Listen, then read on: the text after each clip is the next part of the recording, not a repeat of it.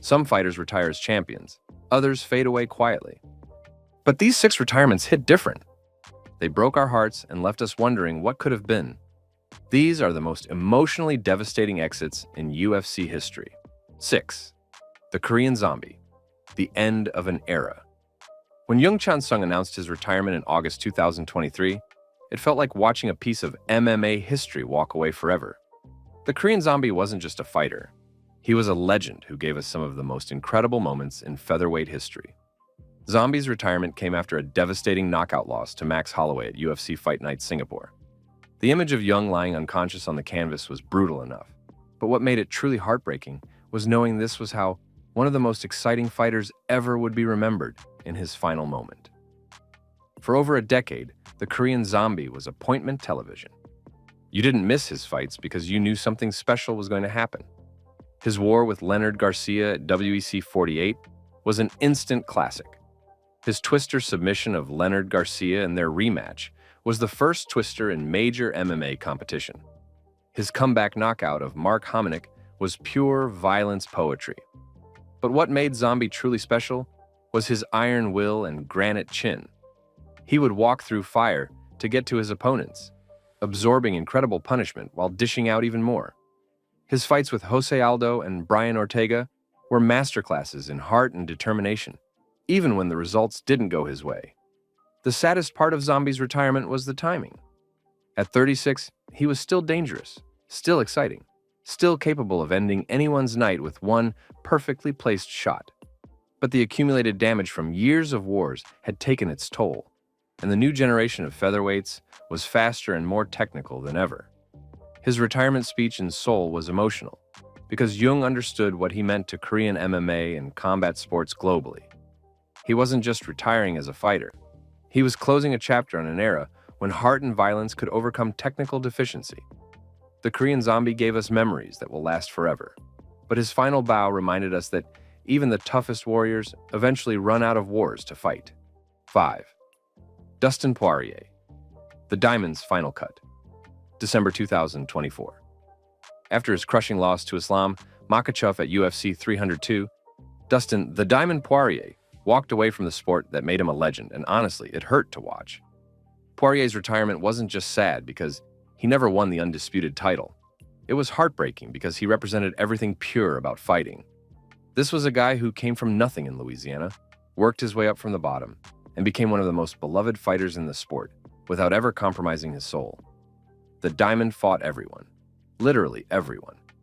Conor McGregor twice, beating him the second time with a brutal leg kick finish that had McGregor screaming in pain. He went to war with Dan Hooker in one of the greatest fights ever. He knocked out Anthony Pettis with a perfect combination. He survived Justin Gaethje's violence and came back to finish him.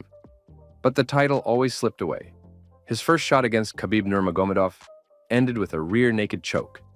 His interim title got stripped due to injury. His final shot against Islam ended the same way his first did. Submitted and left, wondering if he'd ever get another chance. What made Poirier's retirement so emotional was his honesty. He didn't make excuses or blame anyone else. He simply said his body couldn't take it anymore.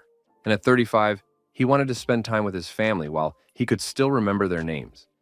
Poirier gave us classics, gave us heart, and gave us everything he had.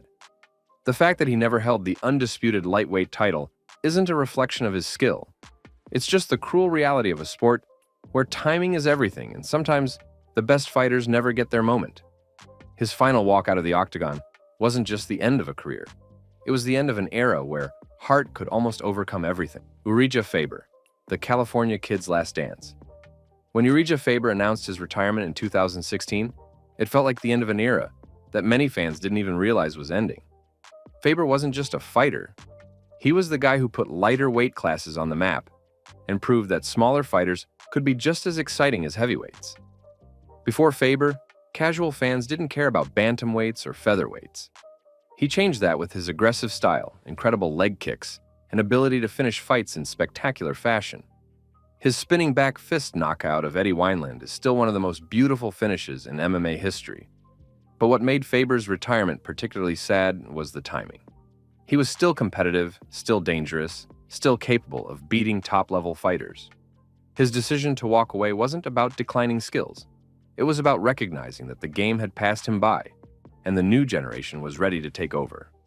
Faber's legacy extends far beyond his own fights.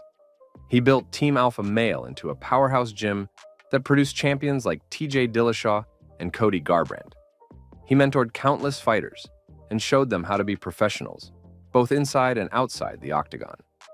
The California Kid's retirement speech was emotional because he understood what he meant to the sport. He wasn't just retiring as a fighter, he was stepping aside as the ambassador for an entire weight class that he'd helped legitimize. His final bow felt like watching your favorite teacher retire. You knew the classroom would never be quite the same. Chuck Liddell, the Iceman's melting point. Chuck Liddell's decline and eventual retirement in 2010 was one of the most difficult things to watch in UFC history. This wasn't just any fighter hanging up his gloves. This was the Iceman, the guy who carried the UFC on his shoulders during its crucial early years. Liddell was the fighter who made the UFC mainstream. His knockout power, rock star persona, and ability to end fights with one perfectly timed counterpunch made him the perfect ambassador for a sport trying to prove it belonged on pay-per-view. But by the end of his career, the magic was gone. The chin that had carried him through wars with Ortiz and Silva had cracked. Rashad Evans knocked him out cold. Shogun put him to sleep with a left hook that looked almost casual. Rich Franklin dropped him with shots that the prime Chuck would have walked through. What made Chuck's retirement so heartbreaking was watching him realize in real time that his body could no longer cash the checks his heart was writing.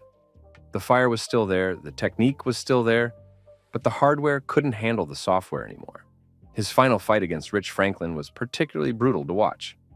Chuck got hurt early and never recovered, absorbing punishment that made longtime fans beg for someone to stop the fight. When he finally announced his retirement, it felt like mercy for everyone involved. The Iceman's retirement marked the end of the UFC's first golden era.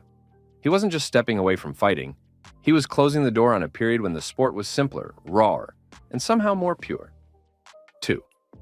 BJ Penn, the Prodigy's tragic fall. No retirement in UFC history was more heartbreaking to watch than BJ Penn's slow, painful decline from legendary champion to a fighter who couldn't win a round against opponents he would have destroyed in his prime. Penn was once the most naturally gifted fighter in MMA history. He became the first American to win a black belt in Brazilian Jiu-Jitsu under the legendary Renzo Gracie. He moved between weight classes like they were suggestions rather than rules. He knocked out Matt Hughes when Hughes was considered unstoppable. He submitted Hughes in their rematch when everyone said it was impossible. The Prodigy's peak was beautiful to watch. His boxing was crisp and powerful. His takedown defense was legendary. His conditioning, when he was motivated, was elite.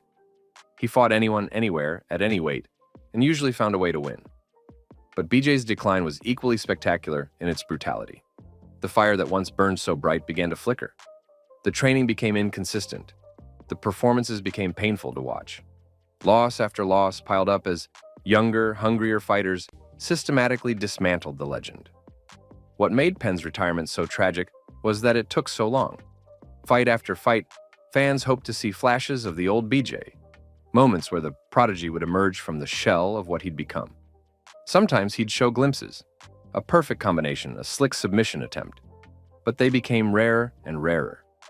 His final UFC fight against Nick Lentz in 2019 was difficult to watch. Penn looked every bit of his 40 years, moving like a man fighting underwater while Lentz systematically picked him apart. When he finally announced his retirement, it felt less like the end of a career and more like the end of suffering.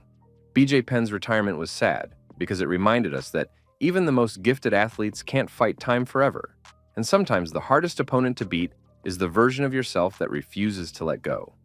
1. Daniel Cormier. Heavyweight heartbreak. Daniel Cormier's retirement at UFC 252 wasn't just the end of a career. It was the end of a fairy tale that never got its perfect ending.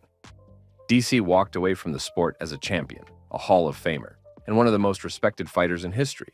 But his final moment in the octagon was pure heartbreak. Cormier had promised this would be his last fight regardless of the outcome.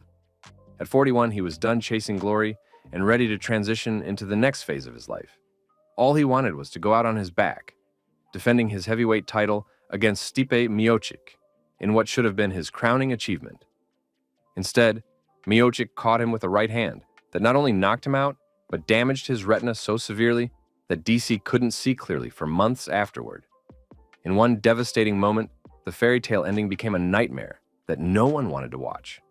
What made DC's retirement so emotional was everything he represented. He was the older fighter who proved age was just a number. He was the wrestler who became a complete mixed martial artist. He was the guy who carried himself with class and dignity, even when dealing with the most toxic opponent in Jon Jones. Cormier's career was defined by his rivalry with Jones, and that rivalry never got proper closure. Jones's drug failures robbed us of seeing these two legends settle their differences definitively. DC won the light heavyweight title, but everyone knew there was an asterisk next to it because Jones was suspended. When DC moved to heavyweight, it felt like redemption. Here was his chance to create a legacy completely separate from Jon Jones, to prove that he could be a champion on his own terms.